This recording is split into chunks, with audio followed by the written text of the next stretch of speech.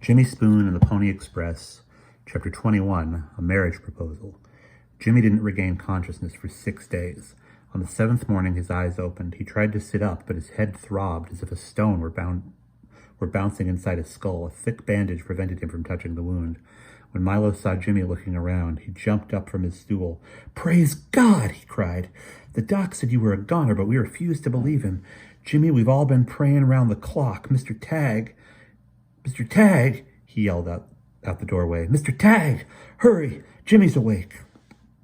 By late afternoon, Jimmy had managed to take a few steps by leaning against the bed rails. Though his left arm hung limp at his side and his left leg dragged, a smile was on his face. He didn't remember being shot, but he did remember Nampa's visit. "Milo," he said slowly, "get my horse. I'm ready to leave." It was evident to Milo that Jimmy wouldn't be able to walk on his own, let alone ride a horse several hundred miles, but he did not want to discourage him. "Well, son, I guess you are ready," he said cheerfully. He offered Jimmy his elbow and helped him shuffle outside. 8 new horses were in the corral. The charred remains of one of the sheds was the only evidence that Ruby Valley Station had been attacked by the Paiutes. Jimmy stopped by the watering trough. Though the sun was low in the sky, its brightness hurt his eyes and made him so dizzy he began to weave.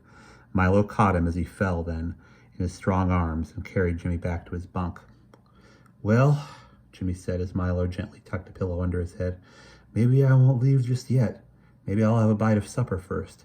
"Now that's a right good idea, son. Mr. Tagg is making your favorite stew, and we would all be mighty honored to have you at our table tonight."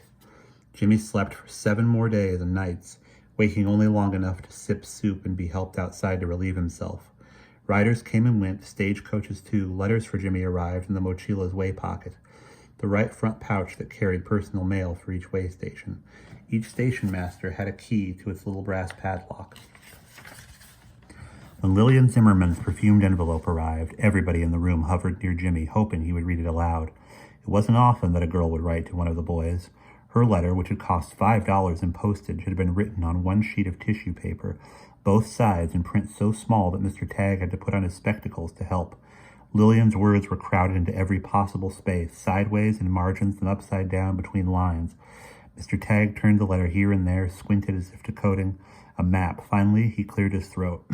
"Dear Jimmy," he began, "we are all most horribly sorry about your mishap with the Indians and hope you'll soon come home to meet your new baby brother. His name is John. He is as fat as a little potato and he looks just like Thomas. Your mother is busy. Your sisters, Clara and Molly, married Ezra Smith on the 21st and 28th of March, respectively. I should think they are happy, even though Mr. Smith already has 2 other wives under the same roof. I personally plan not to share a husband's affections, and would like to know if this is all right with you, Jimmy." At this, Mr. Tagg stopped, his bushy white eyebrows raised in surprise. "Why, Jim," he said, "if you'll forgive my editorial comment here, I do believe Miss Lillian is proposing marriage." He looked at the faces around him for confirmation. Milo, who was on his stool nursing a mug of coffee, nodded slowly. "Yes, sir, I do believe that is what the young lady is trying to convey." All eyes turned to Jimmy. He was sitting up in his bunk. Color had returned to his cheeks, and the wound above his eye was a healthy pink. He didn't know what to make of Lillian's letter, except that he was pleased to hear his mother was well and that he had a new baby brother. This made him think about his dear old Shoshone mother. How he missed her. She had been so kind and gentle to Jimmy. She had taught him so much, it wasn't fair that she was near death. Now, something else occurred to him. Jimmy had been so concerned about old mother's poor health that he'd forgotten to ask Nampa about Nahani. He realized with a sudden race of his heart that she too would be 5 years older. She would be past the age when many Shoshone girls married. Nahani, he must see her again. While his friends watched with concern, Jimmy eased himself off his bunk and braced himself against the table. His throat was so tight he swallowed hard to keep the lump down. "Can someone please help me get on my horse? I have to go north." And that is the end of chapter 21.